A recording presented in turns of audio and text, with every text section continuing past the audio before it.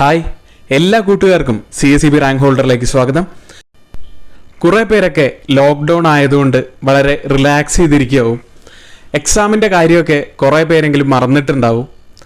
പക്ഷേ ഒന്ന് നമ്മൾ ഓർക്കേണ്ട ഒരു കാര്യമുണ്ട്. ലോക്ക്ഡൗൺ 9-ാം തീയതി കഴിഞ്ഞിട്ടുണ്ടെങ്കിൽ ഉടനെ തന്നെ CSEBയിൽ നിന്നും ഒരു എക്സാം ഡേറ്റ് നമുക്ക് പ്രതീക്ഷിക്കാം.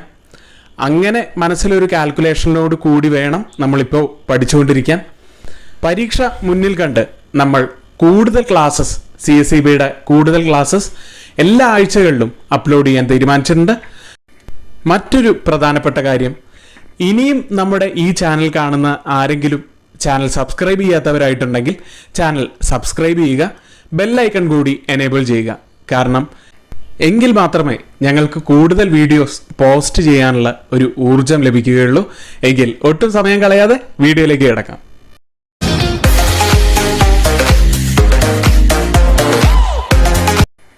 ഒന്നാമത്തെ ചോദ്യം, the maximum amount of shares that can be hold by an ordinary member of a society.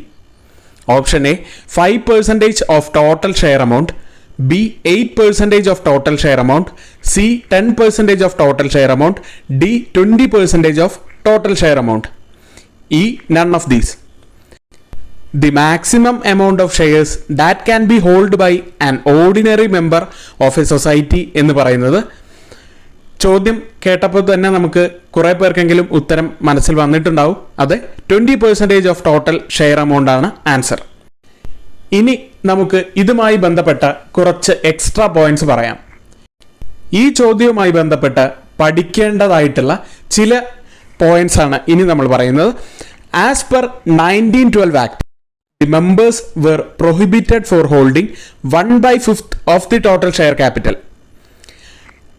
As per 1912 Act, the members were prohibited for holding 1/5 of the total share capital. അപ്പോൾ 1912 ഈ 20% എന്നത് വന്നിരിക്കുന്നത്. The members were prohibited for holding 1/5 of the total share capital. As per 1904 Act, a member cannot hold shares more than 1000. ഇത് നമ്മൾ ഓർത്തിരിക്കേണ്ട ഒരു കാര്യമാണ്.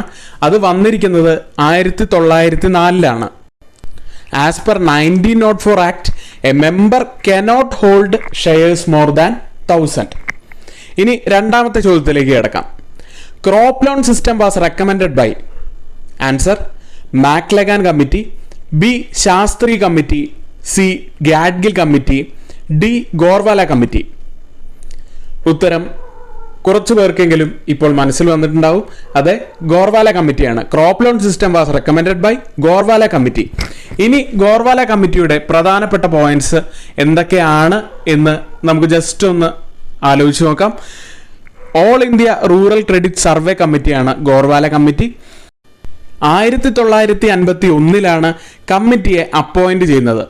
1954 ഈ കമ്മിറ്റി റിപ്പോർട്ട് സബ്മിറ്റ് ചെയ്യുകയാണ്. പിന്നെ ഈ കമ്മിറ്റിയുടെ മറ്റൊരു പ്രധാനപ്പെട്ട കാര്യം, കാരണം ഇതൊരു കൺഫ്യൂസിംഗ് ആയിട്ടുള്ള ഒരു പോയിന്റാണ്, അതായത് കമ്മിറ്റിയെ നിയോഗിച്ചത് RBI ആണ്. നമ്മൾ പല കമ്മിറ്റികളെയും നിയോഗിക്കുന്നത് ഗവൺമെൻറ് ആവും, RBI ആവും. അപ്പോൾ അതൊരു കൺഫ്യൂസിംഗ് ആയിട്ടുള്ള ഒരു ഫാക്ടറാണ്. അപ്പോൾ all India rural credit survey കമ്മിറ്റിയെ നിയോഗിക്കുന്നത് RBI ആണ്. അടുത്ത പോയിന്റ് വരുന്നത് Magna Carta of Indian cooperative movement എന്ന് പറയുന്നത് AIRCSE ആണ്. മറ്റ് ചോദിക്കാൻ സാധ്യതയുള്ള ഒരു പ്രധാനപ്പെട്ട point, Magna Carta of Indian cooperative movement എന്ന് പറയുന്നത് AIRCSE. അടുത്ത ചോദ്യത്തിലേക്ക് കിടക്കാം. When a bill is met before the due date, the bill is said to be option A discounted, option B renewed, option C realised, option D none of these. ഈ ചോദ്യം നിങ്ങൾ കേട്ടല്ലോ. അപ്പോൾ നിങ്ങൾക്കൊരു ടാസ്ക് തരാം. ഈ വീഡിയോ ഇപ്പോൾ തന്നെ പോസ് ചെയ്ത് നിങ്ങളുടെ ഉത്തരം ഇപ്പോൾ തന്നെ കമൻ്റായിട്ട് രേഖപ്പെടുത്തുക. എങ്കിൽ ഒന്നുകൂടി ആ ചോദ്യത്തിലേക്കൊന്ന് കടന്ന് നമുക്ക് ഉത്തരം പറയാം. When a bill is met before the due date, the bill is said to be discounted, renewed, realised, none of these. ഉത്തരം നൺ ഓഫ് ദീസ് ആണ്. ഇനി ശരിയായ ഉത്തരം എന്താണ് എന്ന് നമുക്ക് നോക്കാം. അതായത് when a bill is met before the due date, the bill is said to be retired. Retired എന്നാണ് അതിന് പറയുന്നത്. അതുകൊണ്ട് ഈ ഓപ്ഷനിൽ റിട്ടയേർഡ് ഇല്ലാത്ത കാരണം നമ്മൾ നൺ ഓഫ് ദീസ് എഴുതുന്നു. When a bill is met before due date the bill is said to be retired. ഇനി അടുത്ത ഒരു point, in case of retiring the bill the holder usually allows a concession for early payment is called rebate. In case of retiring the bill, the holder usually allows a concession for early payment. Early paymentന് ഒരു concession കൊടുക്കുന്നു, അതിന് പറയുന്ന പേരാണ് rebate.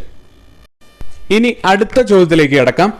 Which accounting concept states that every change in resources bring about equal changes in equities? When accounting concepts states that every change in resources bring about equal changes in equities. Option A, dual aspect concept.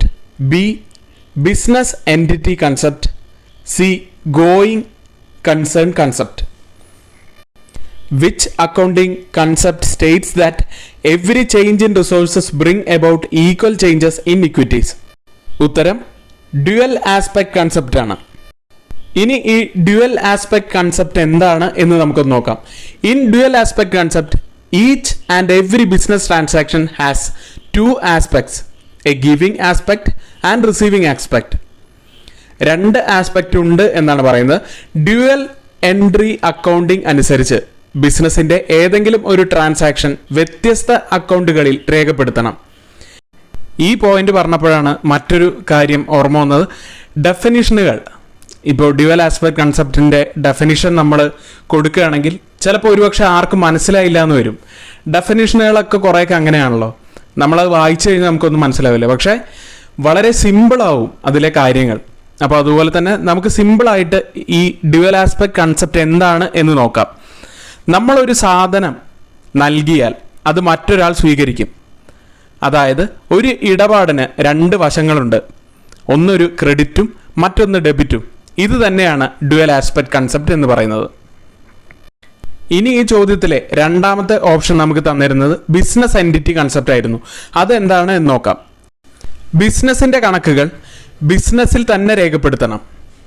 അതായത് ഓണറിൻ്റെ കണക്കും ബിസിനസിൻ്റെ കണക്കും വേറെ വേറെ രേഖപ്പെടുത്തണം എന്നാണ് ഈ concept അനുസരിച്ച് പറയുന്നത്.